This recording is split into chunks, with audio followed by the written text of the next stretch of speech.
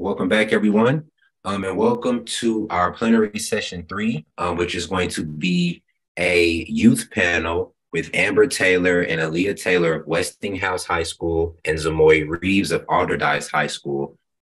This conversation will be facilitated by our own Dr. Brazier from the Center for Urban Education. Our final session of the day focuses on futures through youth perspectives and interrogates the features of school and state violence as articulated by youth. Again, we want to be attentive to how they think and work toward freer futures and how they describe the problems of school and schooling. And again, this conversation will be facilitated by the thoughtful and brilliant Dr. Brazier. I'm going to introduce her and then we'll move into the conversation. Ariana Brazier is a Black queer feminist and smiley, sad mom girl. She is a play-driven community organizer and educator who is motivated to raise a joyous, free Black child. Ari received her doctoral degree in English, Critical and Cultural Studies from the University of Pittsburgh in 2021. Ari has been described by the people she loves as Southern, explosive, abstract, intricate, and awkward. As a researcher, Ari's work is centered on Black children and families living in poverty in the Southeast United States. She documents how Black child's play functions as a grassroots method of community-based storytelling, teaching, and organizing. As a human, Ari is navigating a period of spatial and emotional precarity. Motherhood continues to be a kaleidoscopic experience. All the while, her son, Remix, is the most revolutionary joy she has ever known. Thanks again, Ari, for facilitating. The floor is yours. Thank you, Chris. Hi, everybody, and welcome to our youth panel. Today, we are here with Amber Taylor, Aaliyah Taylor, and Za'Morrie. I cannot see your last name on the screen.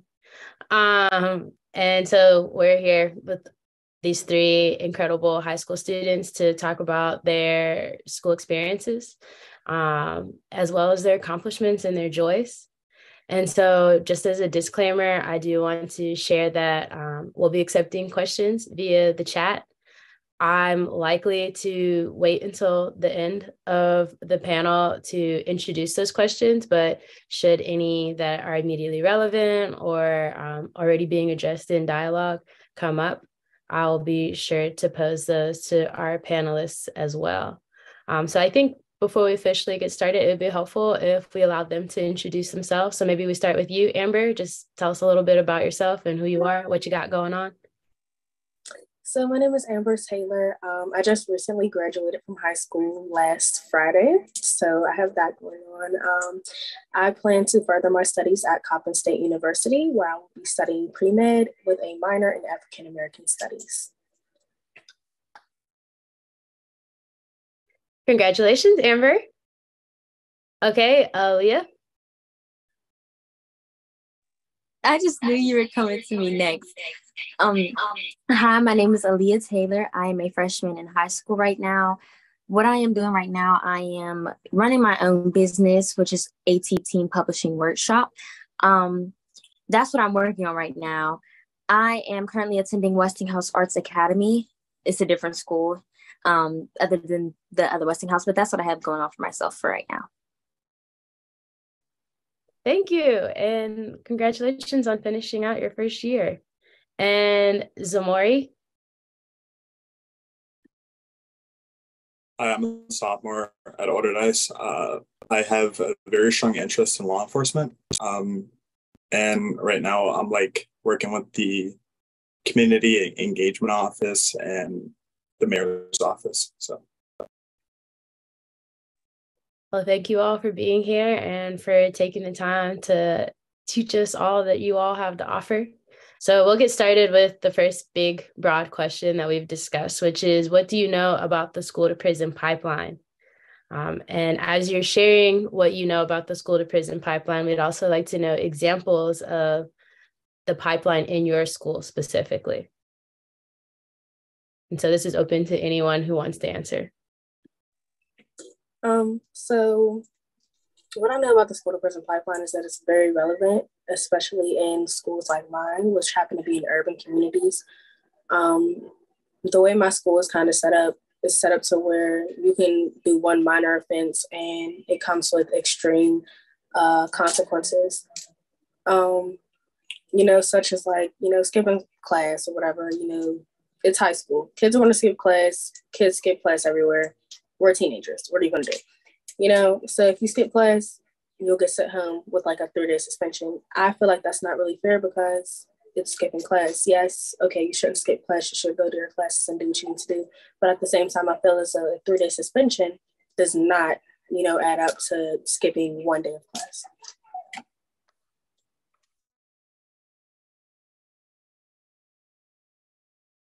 Okay, thank you, Amber. So we have punitive policies that are being enacted on students for doing teenager things. What about you, Aaliyah? Do you have any examples? I don't really have any examples from my school, but probably like I would say like elementary school. The ones that I went to and many others are like different rules. Of course, there's going to be rules, but there's different like rules like stay in line and be quiet and different things like that. So it's like different timelines and different time structures and different things that go into elementary school, I guess, like preparing them for high school, because high school is not like we don't have to stand in lines and we get to our classes on our own instead of waiting in line to go to lunch or waiting in line to go to math or reading or anything like that.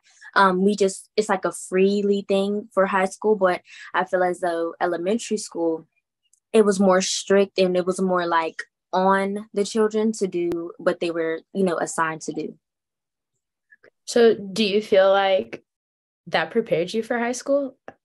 If in elementary school we're taught to stay in line, we are taught to wear certain uniforms or to behave in accordance with what the teacher dictates for us. And then we get to high school and we're independently responsible for getting ourselves to class, for getting ourselves dressed, for making sure that our work is done. Do you feel like those rules in elementary school were actually helpful for high school?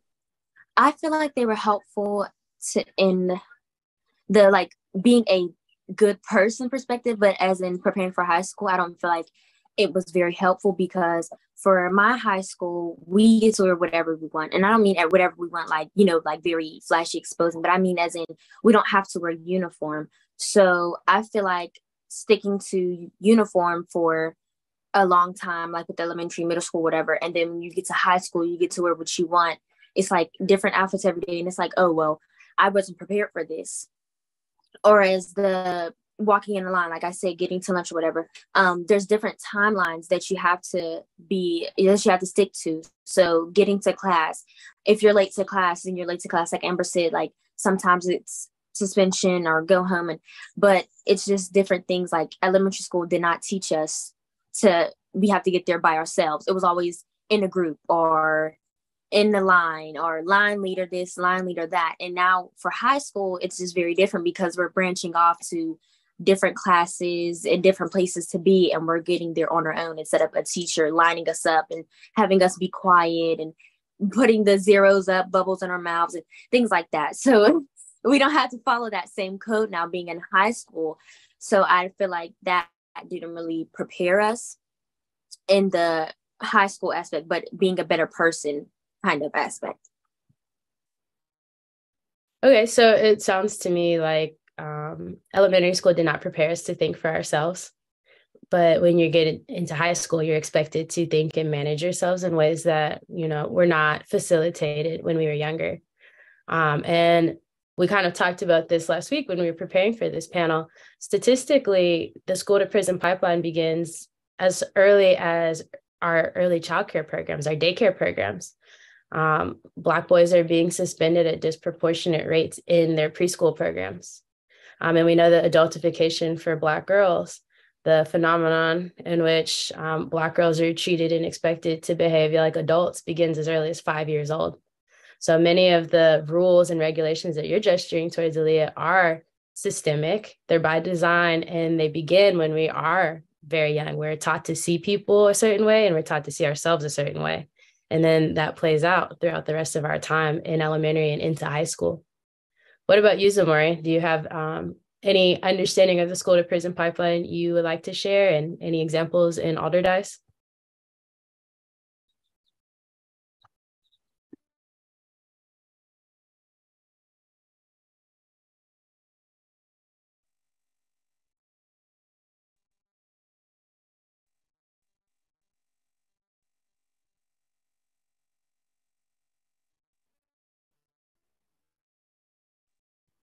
They're frozen, correct? Is anyone else? Okay. Za'Morrie is frozen. We can. You don't really see a lot of white kids getting the same discipline as the Black students get for skipping class or role that you would think would get a slap.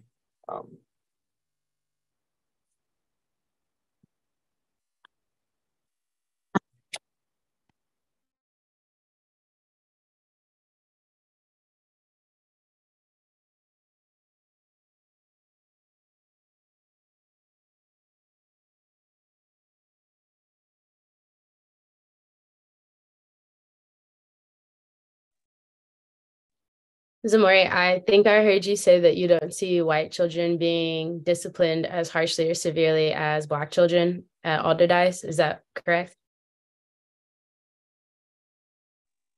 Yeah. Yes. And can you give us some examples in which that has been the case?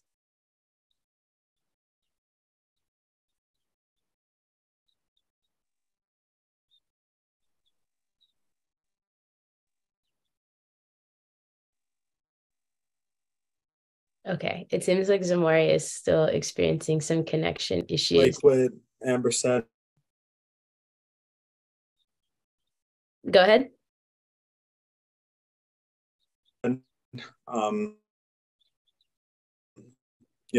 If as like what Amber said, if they're committing a minor offense to the rules and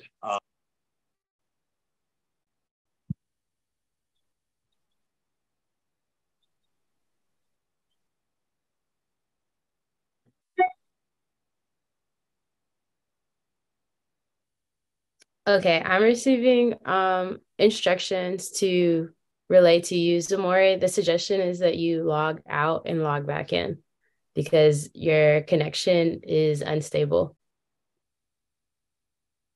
okay, I'll do that. All right, thank you. It appears that we've lost Aaliyah. Aaliyah got kicked out. Okay. So she's joining back. Okay. Well, Amber, I will direct my next question to you in the meantime, and we'll repeat when your comrades come back in. Okay.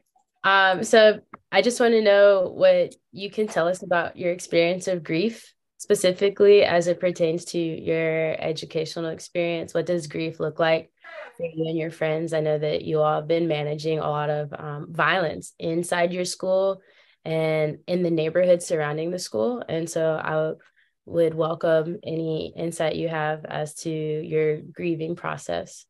Mm-hmm. So I've dealt with a lot of grief, specifically like in my junior and senior year. At the end of my sophomore year, going to my junior year, we lost one of my best friends. His name was Don Angelo Castafney, and he went to Allderdice. So we took a hard, hit with that, especially, growing up with him in middle school and seeing how, just because you grow up with somebody doesn't mean that they're going to be there forever, and learning to deal with that and see that perspective at a young age. Like, we were only 15, so it was very hard dealing with that and still having to keep up with school, especially, during COVID and all of these other things. At the start of my junior year, I lost my uncle. So I was just hit with two major losses at one time. And it was very hard to, focus on my studies and be in school when I have to go to funerals very often, because those weren't even the only two people that I lost. I lost multiple people that year. And because I lost multiple people, it kind of shifts your focus, and you're not able to just focus on school and focus on your studies and focus on, school activities as much as you want to be involved in school and as much as you want to show up you can't because of that mental and emotional strain. And I feel as though teachers don't really understand that aspect as much as, I feel like they should, especially growing up in a very urban place and urban community. It's not, uncommon for these things to happen. Unfortunately, we all know your comments to be true about like the frequency with which death and loss happens in our school environment, particularly in predominantly Black and brown school environments. My follow-up question to you, and then I'll circle back to include Aaliyah and Za'Morrie, is what would understanding look like from teachers? If your teachers were understanding of the grief that you're managing while attending school, what do you think that would look like? So, for example, I went to one of my teachers and I was in college and high school classes. So it's basically taking a college course while you're still in high school to receive college credits. So I went to the teacher and I explained to him what was going on with my uncle and that I don't know how long I would be out of school. And he told me, okay, don't worry about it. We'll get this together. And then I checked my grade the next day and I was failing. So that kind of like threw me off a little bit. And so when I went and I talked to him about it, his excuse was, oh, well, you should be in school. I felt like that was very inconsiderate, insensitive, dehumanizing, all of the above. I felt like that was very unnecessary. And aside from teacher and student power structure, I'm still a human being. So regardless of my age, my gender, my race, any of that, I'm still a human being at the end of the day. And we all have and feel human emotions and we go through things because it is life. And I feel as though as a person, you're not just this authoritative figure that's in my life, you're also a person. So you should have that basic compassion and basic sympathy and empathy for another person. Yeah, absolutely. Thank you for sharing that example. And I'm sure you've heard this before, but I'm sorry that you had to navigate that on top of all of the other losses you just named. You made a great point as far as like we all experience loss, we all experience grief at multiple points in our lives, and we should have more compassion and empathy just from the standpoint of these are human experiences. You don't have to be a high school student to know what that feels like. You don't have to be, experiencing loss in real time to know what loss feels like. For Za'Morrie, we cut out when I asked what the school to prison pipeline looked like in your school. You had just started to share that you don't see white students disciplined to the degree that you do Black students. Did you want to share more on that?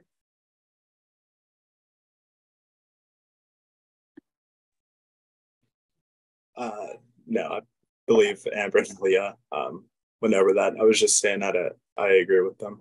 And it's kind of okay. So for the both of y'all, while y'all were rejoining the group, I had asked Amber what she knows about grief and what grief looks like for her and her friends, her peers. And so I'm posing the same question to you all.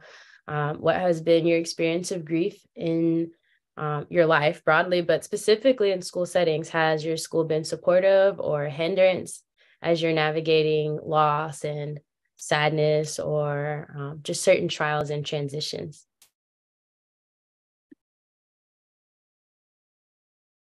I'll go. I lost my uncle, me and him related. So we lost our uncle and I went straight back to school after that. I did take a little pause, but then right after it's like straight school. I didn't really feel like talking to anybody. I was trying to keep up with my work. But it was just really hard for me. And even though me and my uncle weren't that close, still like losing him like was really big on me. Like having the funeral and seeing him and having the family all together, it just really like takes a hit on a person's mental health whenever they lose somebody like that they're really close to, or even somebody that they probably didn't know that well. It still like hurts. I wasn't going to Westinghouse Arts Academy at that time. I was going to Penn Hills Charter School of Entrepreneurship, and they were very supportive. My friends were very supportive, and the teachers understood because I was usually the happy-go-lucky personality and I always had a smile on my face. But this one particular day, I came in with a frown and I was just really down. Like, I wasn't talking as much as I would. I was still doing my assignments, but I wasn't pitching in how I would. So they definitely noticed that something was wrong. And plenty of my teachers, they offered to talk to me about what happened. And like I said, I talked to some of my friends.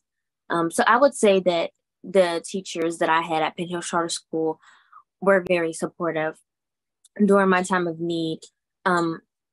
So that was very good because, like I said, it was like a really big hit, like, you know, with my personality and everything. So just having them around just made it a little bit better for my experience. So I was very glad to have them around. So that's how that school helped me with my part of grief. So it sounds like they were able to offer a space where you could talk about it, you could dialogue, and it also sounds like they were in deep enough relationship with you that they could recognize when you weren't your usual self. Is that correct? Aaliyah, do you think that? Yes, that's correct. And do you feel like you have that type of relationship with your teachers, Amber, that they wouldn't have been able to recognize when you were not showing up as your full self? Honestly, I feel as though it was definitely noticeable, but just because you notice something doesn't mean that you acknowledge it. So I think where my teachers had to disconnect that was where they didn't really acknowledge it. And I think that's the problem that we have. Teachers aren't really trained to basically, step out of their comfort zone and step down from teaching to actually connect with the students that they're teaching.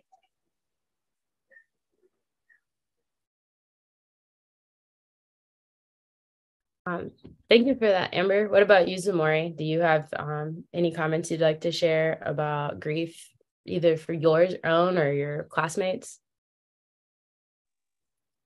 Yes, so I really haven't had anybody really close to me that had passed, but with the recent events that occurred with some students that we lost to gun violence, I feel like, or my school isn't responding the appropriate way. And what I mean by that is they're offering assistance with our counselors, saying, oh, you can talk to your counselors at any time during the day. And I don't think a lot of students take advantage of that because they're afraid of what happens next, or they don't feel comfortable talking about what they're going through with others. And one thing that I feel like that they can do better on is having incentives where they talk about those situations, kind of like a circle, but like also give certain tips on, things to make it easier to grieve, if that makes sense. Yeah, definitely. I think it's important to acknowledge, and you kind of gesturing towards it, Za'Morrie, that grief doesn't just happen when we've lost people in direct relationship with us. It can happen when there's loss happening around us, when there's loss happening in the world. And sometimes loss doesn't mean death. It can mean transition. I know for me, graduating from college, me and many of my classmates, there's like this post-graduation grief where you're kind of like losing what you've known as your home and your community for so long, and you're expected to move into the next stage without any sort of support. And so there's a lot of ways that grief shows up in a daily experience, but when it shows up in these huge ways, it really reveals to us how unprepared, how uninformed many of our school systems, many of the structures and people within those school systems are to show up and support us. And so I'd like to ask how you all are showing up for each other. How do you all show up for your classmates and for your friends? How do you fill these gaps that staff and faculty are creating by their inability to recognize or their decision not to acknowledge what you all are managing and navigating? So I know that at Westinghouse, I was having meetings with administration and our principal there to basically build that bridge where I felt like there was a lack of communication between student versus, administration, when, my school always preaches about community, and we're a community. We're here for each other. We build each other up. And I basically broke down to administration that we can't sit here and preach community, community, community when we're not united. There is no communication between student and faculty. There's no communication between, adults and children per se in this school. I had to also explain to them that, like, even though you say we have resources, if you don't, expose them to us in the right way, we're not going to be able to accept them correctly. And a lot of people aren't even comfortable with expressing how they're feeling through words. Some people do it through music, some people do it through other things. So I feel like once I opened up that conversation, it was easier for us to move forward as a school and as a whole community, because of the fact that you're seeing it from different perspectives. A lot of the time, I feel as though, yes, there are policies put in place, but when all you're doing is preaching policies at us instead of making sure that we understand them, you're not going to get anywhere. Absolutely. It sounds like you weren't just showing up for your peers, you're showing up for an entire school community and forging that conversation. It also reminds me of your comment last week when we were talking about how the school to prison pipeline is not just in the ways we interact with people inside of schools, it can be the literal structure of our school building. And I remember you saying that when you walk into the school, it's not welcoming. It does feel like a prison in and of itself. Do you feel like that conversation brought any sort of awareness about the environment to your principal and to your staff? So yeah, I've had many conversations about this. Actually, we've always talked about, like, our school doesn't look like a school, like not only on the outside, but on the inside as well. It doesn't feel like a school. As soon as you step foot in the door, you're walking through a metal detector. They're checking your pockets if you beep too many times going through the metal detector. So it's like, I don't want to call it harassment, but it's like a very hostile environment when you first walk in. And then as you're walking through the halls, people don't really say good morning or ask you how your day is or ask you about anything, really. It's just more so get to class, do your work, turn in your assignment, and go home. So even, like, regardless of, the structural behaviors that we're taught and the way we're supposed to talk to adults and the way that we're supposed to respect them, I commonly say, respect is a two-way street. Regardless of if you're a child, you're an adult, you're a senior citizen, whatever the case may be, if you're not giving respect to someone else, how can you demand respect in return? Yeah, thank you. It sounds like you're doing the work that I was just gesturing towards, which is you're demonstrating respect for your peers, right? You're teaching teachers, really, unfortunately. You're teaching the staff how to respect you all, because you all are having to show up for each other in ways that the staff either refuses to or doesn't know how to. And would you say that you've all had similar experiences, Aaliyah or Za'Morrie, in which you've had to step in and support your peers as they're grieving or as they're navigating school-related violence?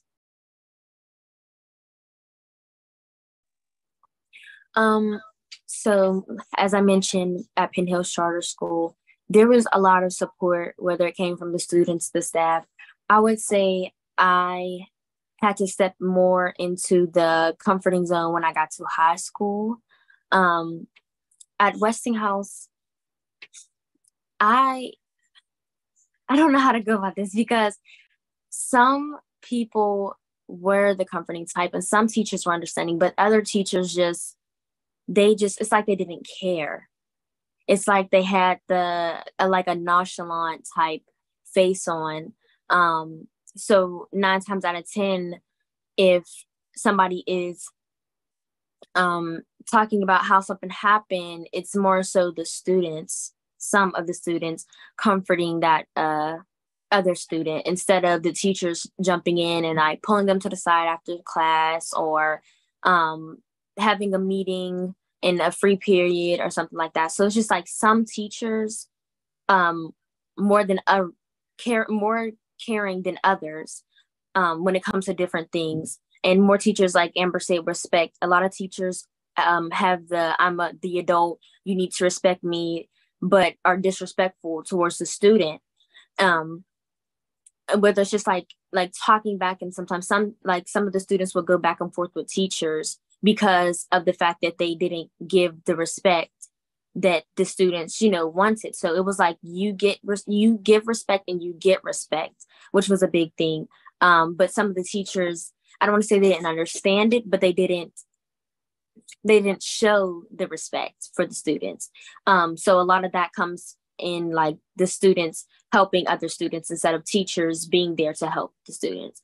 So a lot of students would be with friends, like if they're crying or something, it would be like with friends. And it's like, it has to get to a certain point for the teachers and for the staff to step in and actually like take them to a conference room or take them to the office or to call home or something. So I just feel like they wait until it gets to a certain point where it's like out of bounds for them to actually step in and show respect to the problem or actually try to help the situation. When it was at a neutral level, they weren't really giving out a helping hand, but they waited until like, hey, it's getting a little crazy to actually step in and put that respect there and, be nice and just do different things that they need to do when it comes to different students.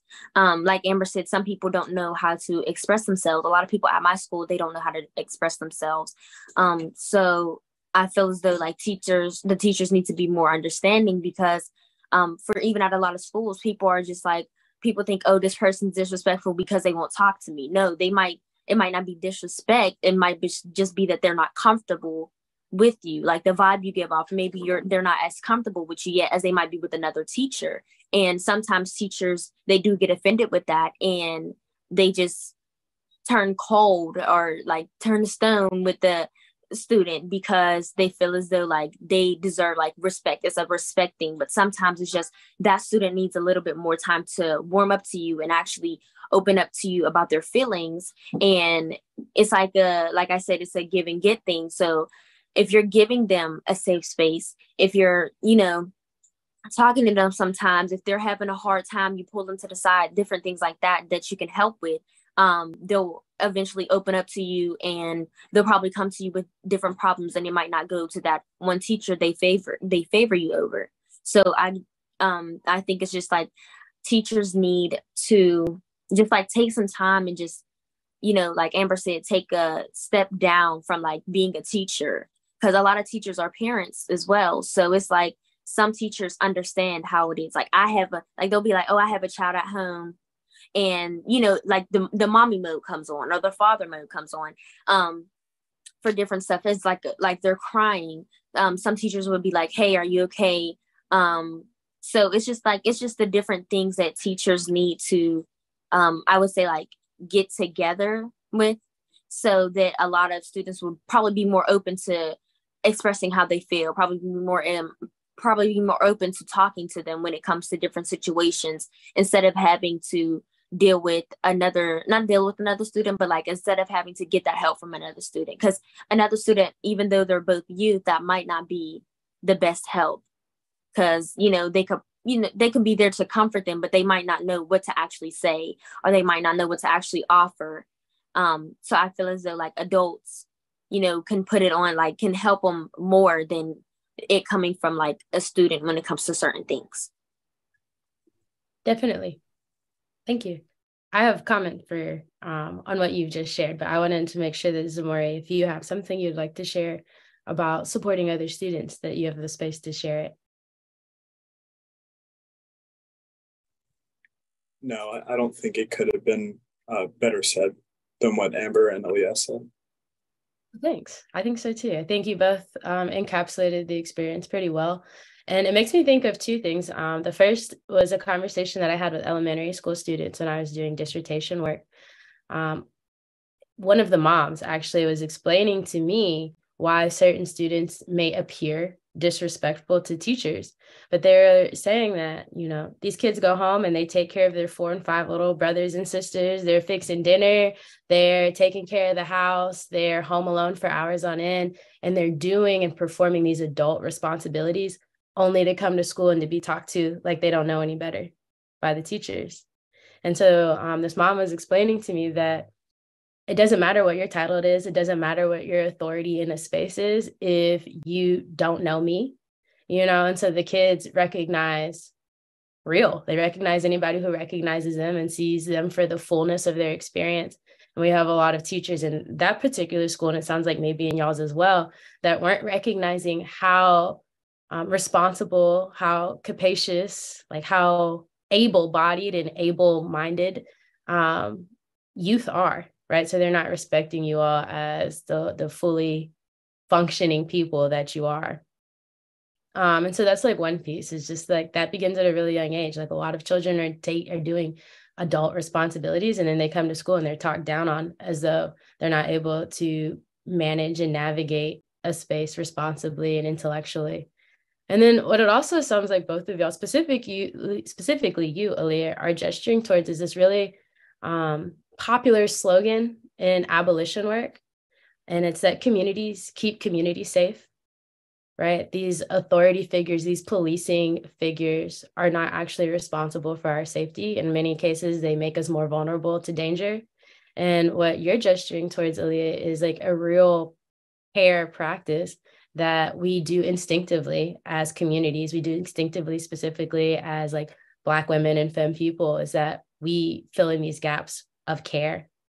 And I think like what you're gesturing towards is really important, specifically within the conversation we're having at this conference around education and abolition. Y'all are telling us that like these teachers, these policing figures in our schools and in our systems are not providing care. They're not providing safety. You all are providing care and safety to each other to the best of your ability. You don't have access to all of the resources that you just named teachers might have, whether that be language or like clinical support, but you are filling a really important gap that another figure, particularly one with power that's not being wielded responsibly, could not fill. And so I feel like y'all should be commended for the work that you're doing, and understand that like y'all are the ones moving the community forward to this abolitionist future that everyone keeps talking about in this conference space. So I want to think about your freedom dreams. I want to think about your joys, and I want to ask like what you would like people to know about you and your community, whether that's your neighborhood community, your school community. What is popularly misunderstood? What is something you want to brag about? Like, tell us about yourself and your neighborhood. I'm going to let Za'Morrie take this one because I feel like we haven't really heard from him as much as we heard from myself and Aaliyah.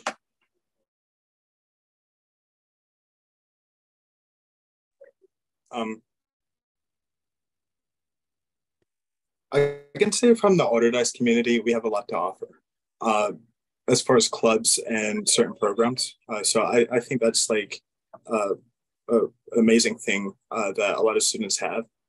But then as far as myself, I do partake in a lot of those councils and clubs. And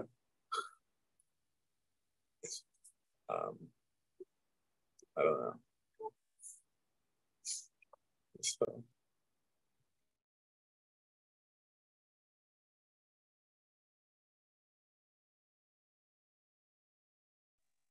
So I know, like for me, Westinghouse, the one I go to, because me and Aaliyah go to two separate schools. Westinghouse is often misunderstood as a school for, what term do I want to use? We're often seen as misfit toys, if you will. We're seen as a last resort school, a school full of, kids who don't, really have a set place in society, if you will. I feel like oftentimes they see Westinghouse as a school full of, oh, those kids are bad, well, they go to Westinghouse, so what do you expect? And I hate that Westinghouse gets that mentality, because if you spend a day in Westinghouse, or if you are a student at Westinghouse, you know how much pride we have. to be an alumni from Westinghouse is a very, powerful thing, because the alumni speak so highly of Westinghouse, because even though we do have our flaws and we do have, that bad reputation, we're a big family. Regardless of, how you feel about somebody else at Westinghouse, we all know once we leave the school, we're all one. It's this type of feeling where, Westinghouse students can say whatever they want to say about Westinghouse, but if you're not from Westinghouse, you shouldn't be speaking on it. Like, it's one of those things because of our pride. So I think that what we feel is misunderstood is the fact that they think that we turn on each other, or, Westinghouse is just one for themselves instead of one for all. It's like, me going to Westinghouse, if you talk about like one of my peers or whatever, I'm going to say something, because I feel as though, yes, I may not know her. Yes, I might not be friends with her. But at the end of the day, we still have this thing connecting us together, making us a community. So even though Westinghouse may be, have their difficulties, have their fights, their feuds, whatever you will call it, at the end of the day, we're still one big family. And that's one thing that I love about it. And one thing that I actually miss going off to college. Yeah, I'm sure. I think that there's a difference in many spaces. There's a difference between like the institution, right? And the bureaucracy and the system that runs it, and the community that exists inside it. The rules and regulations only create a struggle that like bonds people. And from everything I've heard you talk about Westinghouse over the years, it sounds like you've really been invested in that community and in growing it and introducing other people to it. I don't have to attend Westinghouse to know that there's a love there from you and from the people who have graduated, who've sent their kids there. And yeah, there's a reason that experience is not the prevailing reputation for the school, right? There's a reason that those aren't the stories we're hearing on the news. These are the stories we have to be in deep human interpersonal relationship with people to learn and to understand. What about you, Aaliyah?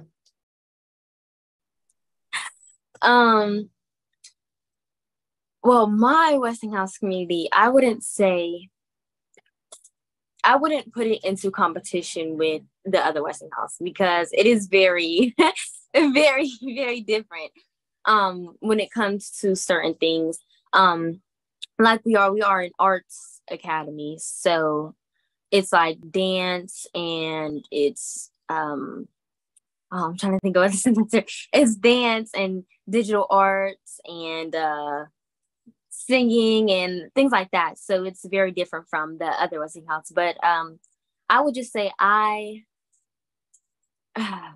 my Westinghouse, I feel like they should do a little bit better with the community part, because it's very different. It's kind of what you expect, but kind of not what you expect. So I remember they were first introduced at a high school fair tour. We would go around the different tables, and I had saw them, and I was very interested in the dancing major. So I was thinking very highly of it. But then when I got there and actually experienced it and was there for the whole school year, it's just not, I would say it's not my cup of tea. Now, I'm not throwing no slander on the school, because it's a good school with its different aspects, but I just feel as though it did not work for me as much as I needed to for my freshman year. I feel like it didn't come with the big shebang, and it wasn't really like a welcoming home to me, like a high school should. Like if you get to a high school, I felt as though that was going to be like my school I was going to go to for all 4 years. But the more I've been into Westinghouse, the more I've been there, the more I've sat there with the teachers, the more I've got to know people. It's just like, that's not where I want to spend my 4 years. I feel as though that the teachers need a little bit more practice on teaching Black students. Like I said, there's diversity, but it's a predominantly white school. So for Black students to be there. It's just like, I feel as though even the students need a little bit more practice with how to go about seeing, you know, a Black student in the hallways going to the same classes as them. And I know that prior years they've had Black students, and Black students have been there, but I just feel as though they need to do a little bit better with the more welcoming aspect. There has been a lot of things that has happened at Westinghouse Arts Academy that really don't sit with me. So the school, not to really put it out there, but there has been like different things that were like really major events. For example, there was, like I said, since it was a predominantly white school, there's a lot of white students that you see walking around there. There's a lot of white staff, like all the staff is white. I feel as though the only Black staff we had was our security guard, and his name was Walter. And that's the only Black role model that we had. And he even was like not in the hallway sometimes. So a lot of the Black students like myself would be hanging around Walter because I was like comfortable with him, because being at that school, it wasn't like a very welcoming environment for me. And I remember something happened between me and the health teacher, and it like required a meeting. It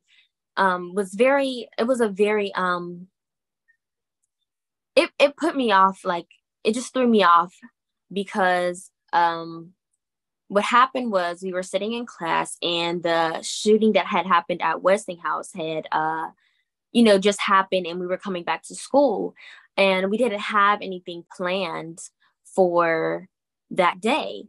So the teacher was just like, hey, she was like, did anybody hear about that Westinghouse shooting? Sorry. She was like, did anybody hear about that Westinghouse shooting? And if so, did your families reach out? Now, my family knows the difference between my Westinghouse and Amber's Westinghouse. So, of course, nobody was reaching out to see if I was okay, but people were reaching out for Amber. Sorry, which is understandable. So people were reaching out for Amber. But then she asked if anybody lived in the area, and if I raised my hand.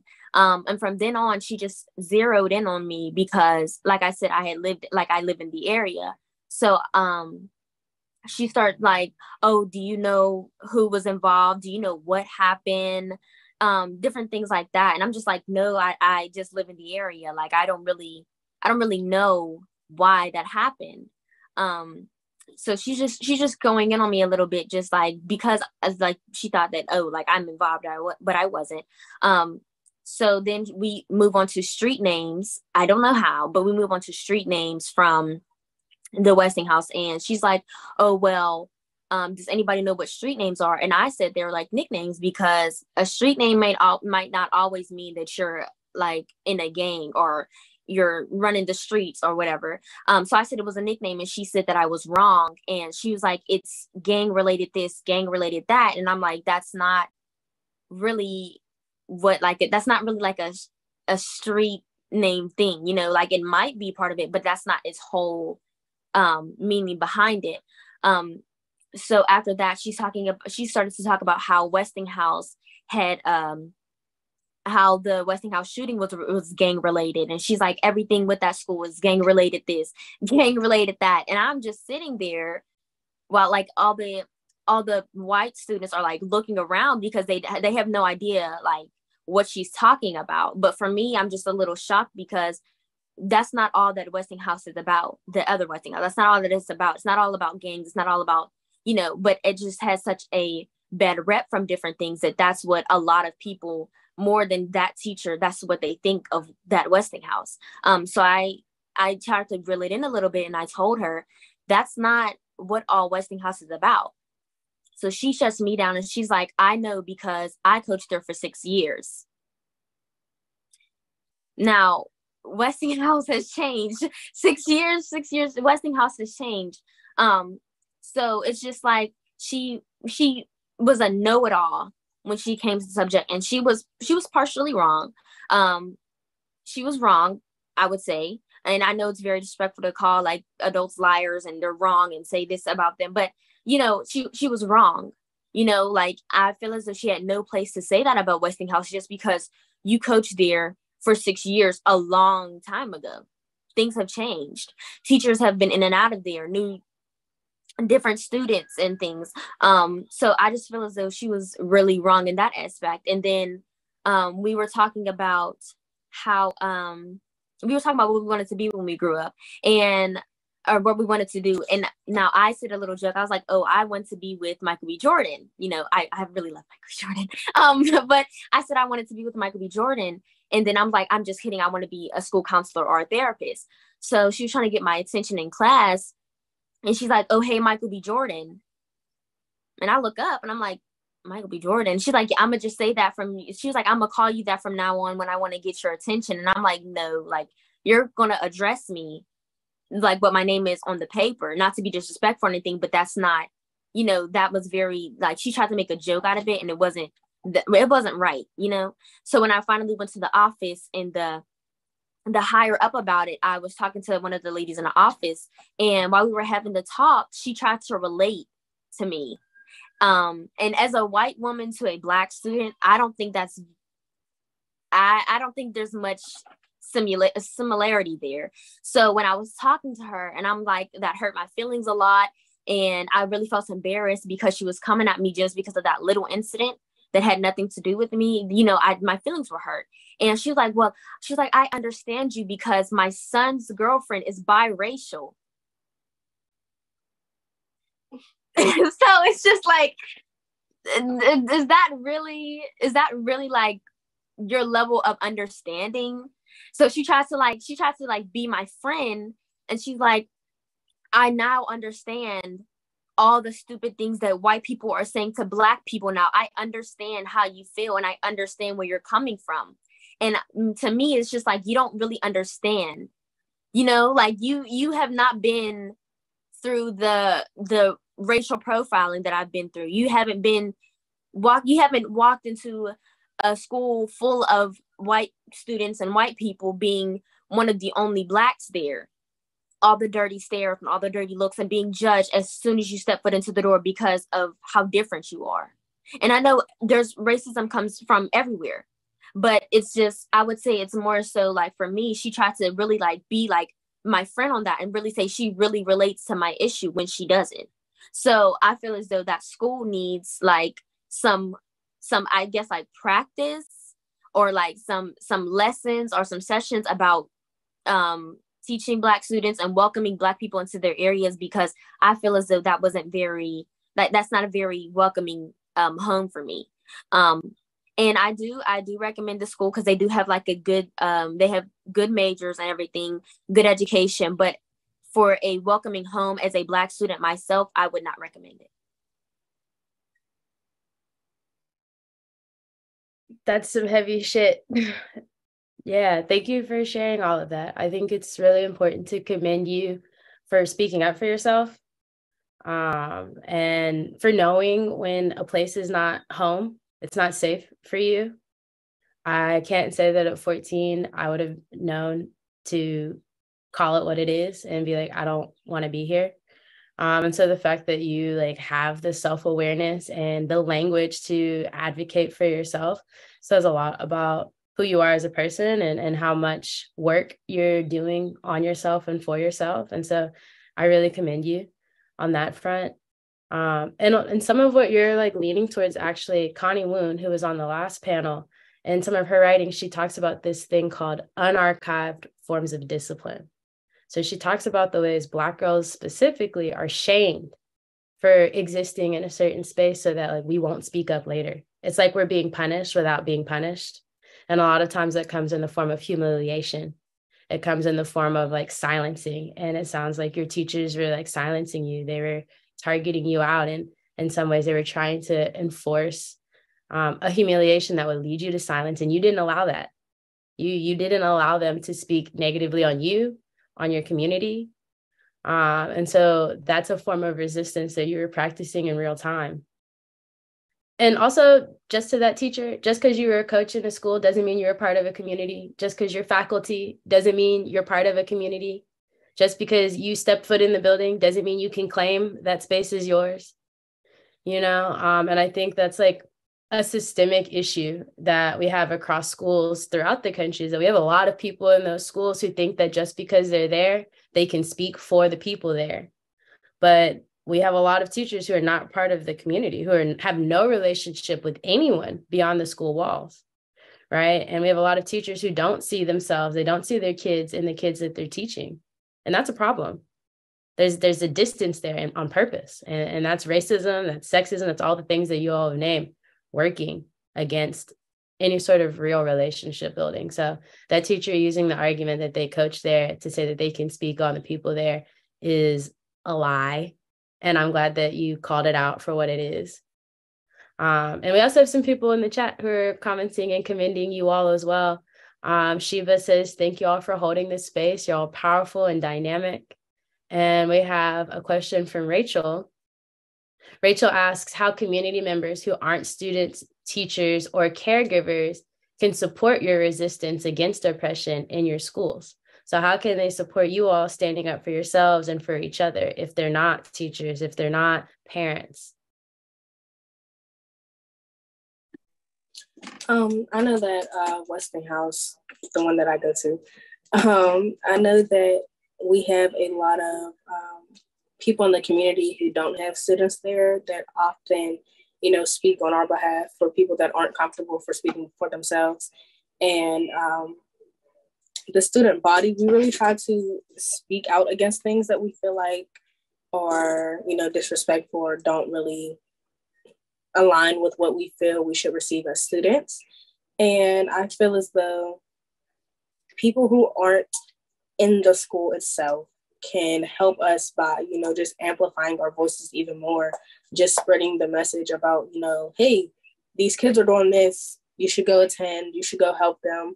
I know that, I think it was a year or two ago, we had a Stop the Violence protest put on by, Westinghouse students because we lost a boy who went to our school and we lost him to gun violence. So we had a day in the community and people from the community pushed, the poster and pushed our voices and told people, hey, these kids are trying to do something positive, come out and help them. So any way that you can support, just amplifying our voices, making sure that we're heard, making sure that, you spread what we're trying to talk about. And not only do you spread it, but you listen to it yourself. Because there's no point to, share something if you're not willing to hear it yourself.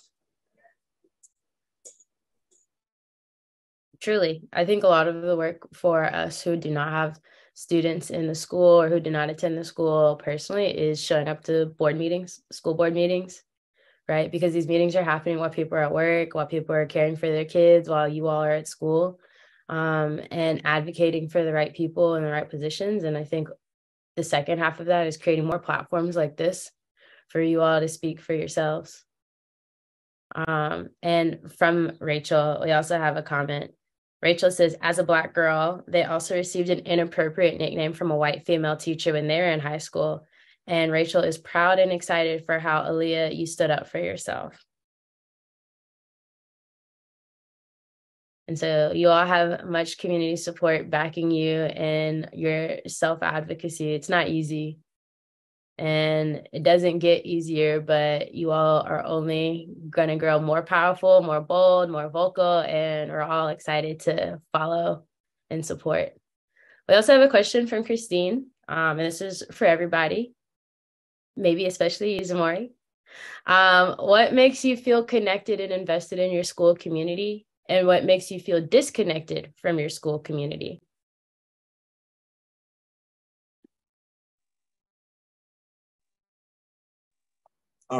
Some things that make me feel connected within my school community is faculty, and maybe host an event or talk about certain issues that we see within a school that we feel as though faculty can do better in supporting their students. So I can say at Allderdice, we recently had a meeting with councils, leadership councils within the school, and with the admin there. And it was about staff-owned policies. It really made students feel heard, if that answers your question. Before I get off, Dr. Ari, can I go back to our, when Aaliyah was talking about her school? I'd like to, I wasn't able to talk more on that. Yeah. Please do. Share. You can share now. Okay. So given the fact that I have more counterparts than a lot of students within my school, I don't really see the things that a lot of other Black students experience or see. I don't want to say privilege, but a lot of, teachers and faculty look at me differently than other students because of my white counterparts. And not only that, but, there was a time where there was a teacher who basically, in my opinion, showed that he didn't want me on a council. It was a superintendent student advisor council, and I asked his student teacher to nominate me. And he nominated a white student, and I was in his class, and he kept asking him, "Hey, did you get that nomination? Did you fill out the form to do it?" And it was like every time he would ask that question or answer, he'd look at me and like you're not going to get it type way. He's going to take your spot, if that makes sense. So I just wanted to throw that in there because I know I didn't get to answer that, but yeah. I'm sorry that I didn't give you the opportunity to speak on that. And I'm sorry that that teacher is treating you that way. Were you able to respond at all? Were you able to hold space on that council? Yes, I was able to hold the space on my council. Okay, turn up. So, Amber, Aaliyah, continuing on that thread about what makes you feel connected to your community or disconnected, it sounds like Za'Morrie has had a mixed bag. It sounds like that experience would have made you feel disconnected, but you're still able to show up as yourself on these councils, and that makes you feel connected. What about you, Amber or Aaliyah? Are there ways in which you feel connected or disconnected more strongly? I was actually on student council with Za'Morrie, so I'm glad that you got the spot. Honestly, the thing that makes me feel, I spoke on like what makes me feel connected, speaking for people who don't know how to use their voice or don't want to use their voice themselves. But one thing that actually really made me feel disconnected is the fact that, the lack of communication and empathy from teachers and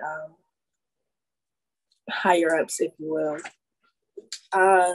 Speaking again on the teacher from before, I remember this was right after I had lost my uncle. This is like a couple months after at this point. I was having trouble keeping up in class because at the time I did have 2 jobs and I was helping my mom out a lot because my mom is a single mother with 5 children. So me being the oldest, I definitely have a lot of responsibility on my hands, not only school, but, juggling school, 2 jobs, helping my siblings, helping my mom, things like that. I went to him and I told him like, hey, I know I've been struggling. Here's why. Like, I have 2 jobs, don't really get off work until like 10 at night, don't get home till like 12. And I'm explaining my situation to him. And the whole time he's sitting there, he's like, well, at least you have the note cards. And that was his response to like the struggle that I've been dealing with. Then he even told one of my friends, he was like, hey, where do you work at? And I was like, well, I work at, Five Below at the moment. And I also have another job. But he was like, well, while you're bringing people out at the, register at Five Below, one of your friends can come up to your job and go through the note cards with you so you have time to study. That threw me off, one. And 2, it was just very disrespectful because not only can you not even acknowledge the fact that I'm still somehow showing up to school, sitting through your classes, going through your 10 plus assignments of homework every night. You can't even sit here and give me 1 ounce of credit as to, yes, you have a lot on your plate. and I understand where you're coming from.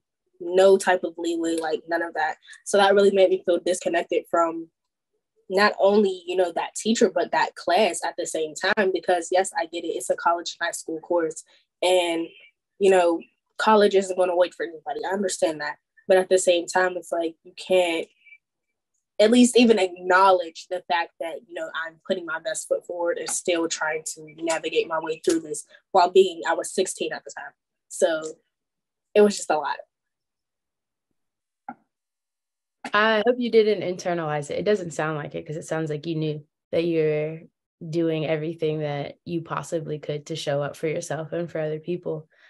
It also feels important for me to acknowledge that college isn't always like that. I think it's sold to us as though there's no breaks, there's no pauses, there's no empathy, but it's just like any other, or it could be just like any other experience where, like, if you are fully communicative with your professors, if you make real relationships with people, people will look out for you. And so I think we're sold that so that people can use that as an excuse in high school and elementary school. We have to prepare you for the next stage. You have to prepare you. There's no breaks. There's no pauses. It's grind or die. And my experience was not like that at all. I had many instances where I went to the professor and was like, I'm not going to make it to tomorrow. This is due tomorrow, and they were like, cool, turn it in next week. But you have to have that sort of relationship. And it sounds like a lot of your teachers are not invested in relationship building. And I hope that you don't internalize that as a reflection of a culture you're stepping into, when you have a lot more power over the culture you can shape interpersonally, right? There are cultures that exist between us and the people that we build relationships with. And that's a culture you have a lot of agency in. So that's like one of the reasons why I kind of like picked the college I did, because anytime I went down there for a visit, they were very welcoming. They made sure I talked one-on-one with people, and it didn't feel like anything was forced. It didn't feel like, they're just going to keep going along with the curriculum if somebody doesn't understand it. It was just very welcoming. So even though like he kind of had that idea in my head for a moment, when I went down to, visit the college that I'm going to, it was very welcoming and the complete opposite of what he said. Well, I'm excited for you. I know that you're going to make that space your own, and I know that that university is lucky to have you. So I'm excited to see everything that you accomplish for yourself and for your Westinghouse hometown and your neighborhood. I know it's going to be great. What about you, Aaliyah? What makes you feel more connected or disconnected from your community, your school community? I would say for the connected aspect, I would say like us like laughing together and like actually I wouldn't say like spending time together, because like we're always together, of course, but maybe like we had a couple advisory period competitions, so it's like the best advisory class that has like the best poster or the best decorated door gets a pizza party or gets a cookie cake party or something like that. So I really felt connected when we were all working together and we were all laughing, and we were all just partnering together to get this one thing done. And my advisory class, we really felt like a family. Most of my friends were in there. My advisory teacher, she was one of the ones that were understanding, even though she was just my advisory teacher and like I didn't have her for anything else. I did enjoy the time I had in her advisory class. What makes me feel disconnected is when they ignore the cries for help and they ignore the different issues that's there. Because it was brought to the school many times that some children feel as though the school is racist, but they just brush it off. Oh, we're not racist. So we're very caring. We're very, so they don't think that nothing's wrong with what's going on. So they don't try to really fix it. And that just really, what makes me feel disconnected is because if it's like a lot of people are bringing this to your attention, and like not just like a small group of people are feeling that way, I would think that people like the higher ups people or even the people in the building would at least try to fix the issue instead of sweeping it under the rug and just acting like people are like acting like the bigger group is delusional. But yeah, so that's what makes me feel disconnected. Also when they try to like make it like with the lady who said her son is his son's girlfriend's biracial, when they try to make it about themselves and put them inside our shoes, like you can't do that, you know, like you haven't been taught the same way I've been taught. You haven't been talked to the same way I've been talked to. We come from two different families and two different backgrounds, and you trying to make them seem like they're colliding and they're actually going together is not what needs to be done. So yeah. Good call out. That person was definitely making it about themselves and not centering you and your experience in that moment. With our last 13 minutes, I'm going to shout Sheba out because Sheba is in my head. Sheba said, there is much emotional energy attached to advocating for self, especially within systems that are not built to support us. Right? So y'all are expending a lot of emotional energy trying to make things livable for yourself and for other people. Sheba and I both would like to know what you do to practice self-care and what you do to create joy, whether that's for yourself or for the people you love. Like, how are y'all generating happiness, that laughter you were talking about, Aaliyah? Yeah. What brings you all joy?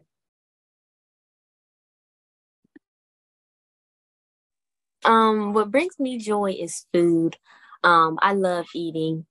Like I really love eating, whether it's just like a snack or breakfast or dinner. Like I really like eating and sleeping are what really bring me joy, especially since like I'm dealing with a lot. So it's like sometimes like even if it is like a 30-minute nap, that's just like my recharge, you know. So me being able to have those naps and have those snacks on deck like really really bring me joy throughout my days, especially with this summer.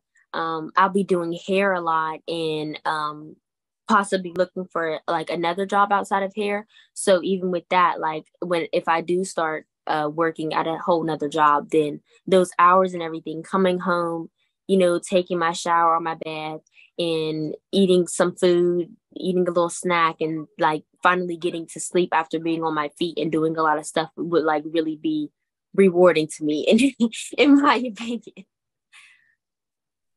So it sounds like Aaliyah is accepting snack and goodie baskets. So if y'all are looking for ways to bring Aaliyah joy, there you go. What about you, Za'Morrie? What brings you joy? Just bringing or having a whole a group of positive people. So a lot of positivity, music, stuff like that brings me joy. What kind of music? Oh, okay. So I'm like an old soul, so any type of music. I didn't catch that. Any type of what music? I'm sorry, any type of R&B, like 90s, 80s. Okay. Some a little soulful. I feel it. What about you, Amber? What brings you joy? It's funny that you talk about self-care because I did this mental health workshop a couple weeks ago. Actually, maybe like 2 months ago. But I did it with this girl named Abby. She also goes to Dice. And we talked about self-care and how it doesn't always look the same for people, because people usually think like, oh, self-care is a bubble bath or a walk or this or that. And we're like, yeah, you know, self-care is just something that you do to get back to feeling like yourself, like something that you do for you and no one else. So I've been trying to practice self-care because I've been slacking a little bit, but usually like when I am feeling like the most happiest myself, like I'll make some good homemade chicken Alfredo, or and if I don't do that, I write poetry, which not a lot of people know, but I feel like that really, helps regulate my emotions. And that's how I often express my emotions by, writing poetry. Do you get to share your poetry anywhere, or is it just something you keep close to your heart? I was a part of the Lighthouse Project, which is a program here in Pittsburgh at the YMCA. And for our closing ceremony, I actually read a couple of my poems, and I'm thinking about publishing a book of my poems. So, you're the first to hear that. So there's that. Well, we'll be looking for it. You have an audience here ready and willing to purchase and engage. Yeah, thank you for sharing that, Amber. I feel special knowing that we're on the front lines of this news. I would also like to ask because we still have a few minutes, the question that I posed to you all last week, I said I was going to ask, which is, what are some accomplishments that you're proud of? What are some things that, we can be doing to support? I know, Aaliyah, you're out here entrepreneuring and hustling, and I would love to know how we could support you. Za'Morrie, you're on these councils. How can we show up? Amber, you're leaving for college. What do you need? So will y'all share what some of your recent accomplishments and maybe some ways we can support you all directly?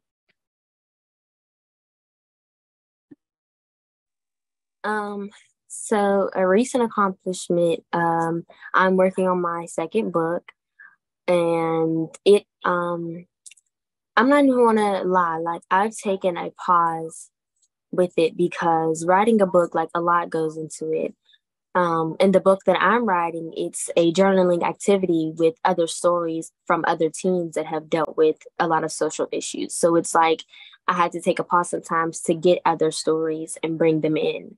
So, waiting on different things and having, like essay competitions to see who will like get into the book and everything. Some ways that people can help me is by like sharing my post and sharing things. Like I said, I do hair.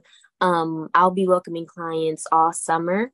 So I do have an Instagram. It is hair by Leah T, I'm pretty sure. I also have a Facebook, Aaliyah Lily Taylor, and that's Lili, not LE. So showing love to the different posts, that is. Of course, buying my first book, you can read that. Buying my second book, reading that would be a really good help. And yeah, I think that's pretty much it. I love words of affirmation. So if you just want to, message me, be like, hey, you're doing well, I'm not stopping you, like I will very appreciate it. So it's different things like that will help me. Thank you. What about you, Za'Morrie? So I'm actually starting my own subcommittee for the student voice.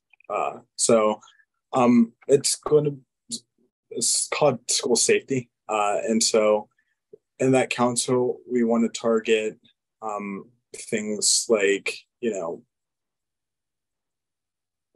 violence coming into schools and how to handle those situations. Not only that, but certain ways or certain solutions to impact students so that way they feel safe as well, if that makes sense. Another thing that I'm working on with the city is a public safety idea. I've been talking with the mayor's office and the Pittsburgh police about implementing some type of neighborhood assistance program. So that way the community feels involved with, public safety, as the mayor keeps calling on the community to find ways to help. So I feel like this idea would allow community members to assist with public safety and gun violence. Thank you. That sounds like really intense, but imaginative work that you're doing. Very necessary. And Amber, what you got? Okay, so recent accomplishments. I just graduated high school. Like I said, I graduated with honors. So, there's that. It was hard, but I did it. What else? going off to college. He said what I need. If you want to go to my Instagram, it's _.akaisha._. And my registry is in my bio. So anything on that list you want to just help out with, you could just click it, go ahead, goes right to my house, anything like that. And like Aaliyah said, just words of encouragement because, school is hard. And because I want to be a gynecologist, I will be in school for a very long time. So, just any words of encouragement, anything off the registry will help. And yeah. Shiva says, why souls? You better publish, sis. And can we put those in the chat, Aaliyah, and Amber specifically, so that we can post them, we can share them on the YouTube page as well. And so I just want to, again, keep commending you all for the work that you're doing. I think it's really important that you keep talking about your experiences. I feel like you all were very honest and very transparent in ways that many of us who are not in schools or not in direct relationship with students get to experience very often. And this is the way change happens. We hear a story, it lights a fire, and we galvanize, we build community, and we build movement and energy around that story. And so the more people you tell your story to, the more conversations you have like this, the more you're bound to move people in the direction of change. And so the fact that y'all are here, the fact that y'all have voices and you're using them is huge.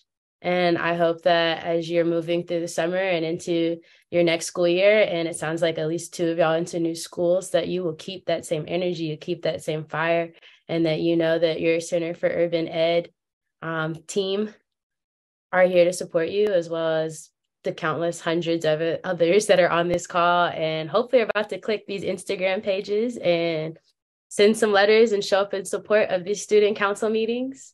So we all have our marching orders. The questions have been asked and they've been answered. How do we show up for these students? It's by listening, by creating platforms, and it's by addressing direct needs. And so again, thank you, Za'Morrie Reeves, Aaliyah Taylor, and Amber Taylor for your time. Can I add one last thing, Dr. Ari? Oh, please go for it. Close us All out. right. So I'm from Pittsburgh. As you know, I've only lived in Pittsburgh for the past 18 years of my life. So Coppin State is in Baltimore, Maryland.